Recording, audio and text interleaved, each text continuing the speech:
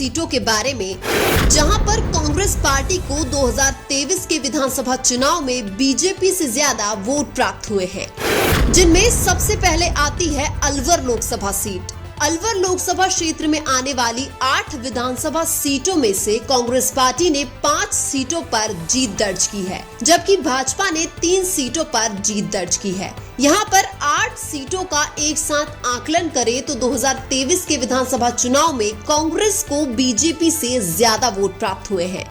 इसके बाद आती है जयपुर ग्रामीण लोकसभा सीट। जयपुर ग्रामीण में आने वाली 8 विधानसभा सीटों में से 5 सीटों पर भाजपा ने जीत दर्ज की है, जबकि 3 सीटों पर कांग्रेस ने जीत दर्ज की है।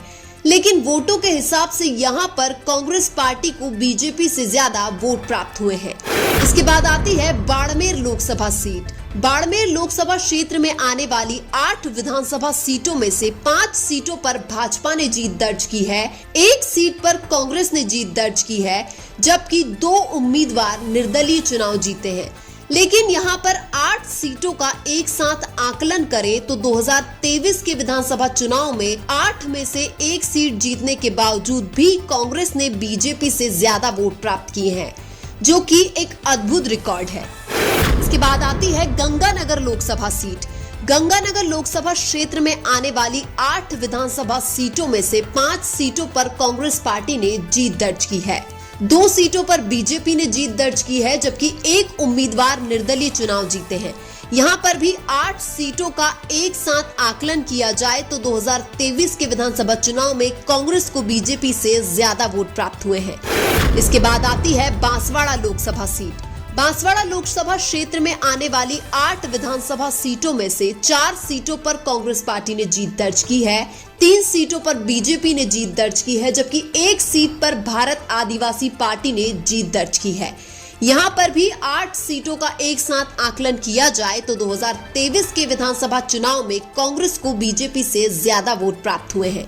इसके बाद आती है जालोर लोकसभा सीट। जालोर लोकसभा क्षेत्र के अंतर्गत आने वाली 8 विधानसभा सीटों में से 4 सीटों पर बीजेपी ने जीत दर्ज की है, 3 सीटों पर कांग्रेस ने जीत दर्ज की है, जबकि 1 सीट पर निर्दलीय उम्मीदवार ने जीत दर्ज की है।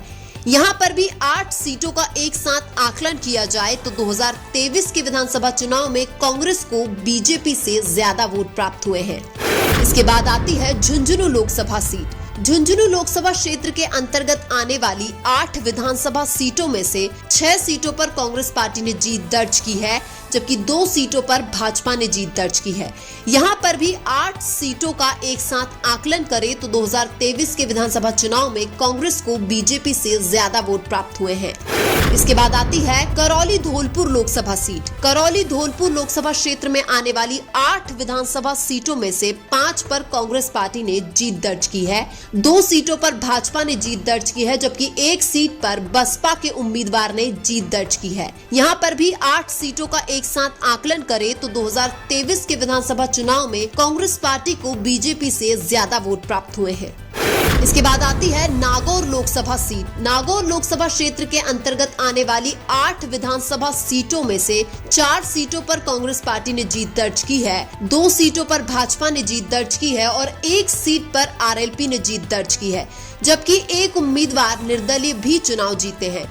यहाँ पर भी 8 सीटों का एक साथ आकलन किया जाए तो 2023 के विधानसभा चुनाव में कांग्रेस पार्टी को बीजेपी से ज्यादा वोट प्राप्त हुए हैं। इसके बाद आती है सीकर लोकसभा सीट। सीकर लोकसभा क्षेत्र में आने वाली 8 विधानसभा सीटों में से 5 सीटों पर कांग्रेस पार्टी ने जीत दर्ज की है, जबकि 3 सीटों पर भाजपा ने जीत दर्ज की है। यहाँ पर भी 8 सीटों का एक साथ आकलन किया जाए तो 2023 के विधानसभा चुनाव में कांग्रेस पार्टी को बीजेपी से ज्यादा वोट प्राप्त हुए हैं। इसके बाद आती है टोंक सवाई माधोपुर लोकसभा सीट। टोंक सवाई माधोपुर लोकसभा क्षेत्र के अंतर्गत आने वाली 8 विधानसभा सीटों में से 4 सीटों पर कांग्रेस पार्टी ने जीत दर्ज की है, जबकि 4 सीटों पर ही बीजेपी ने जीत दर्ज की है। यहाँ पर भी 8 सीटों का एक साथ आकलन किया जाए तो 2023 के विधानसभा चुनाव में कांग्रेस पार्टी को बीजेपी से ज्यादा वोट प्राप्त हुए हैं। इसके अलावा आप भी कमेंट करके बताइए कि ऐसी कौन सी लोकसभा सीटें हैं जहां पर 2024 के लोकसभा चुनाव में कांग्रेस पार्टी का पलड़ा भारी है। वीडियो अच्छा लगा तो लाइक कीजिए और हमारे चैनल मीणा की आवाज को सब्सक्राइब कीजिए। धन्यवाद।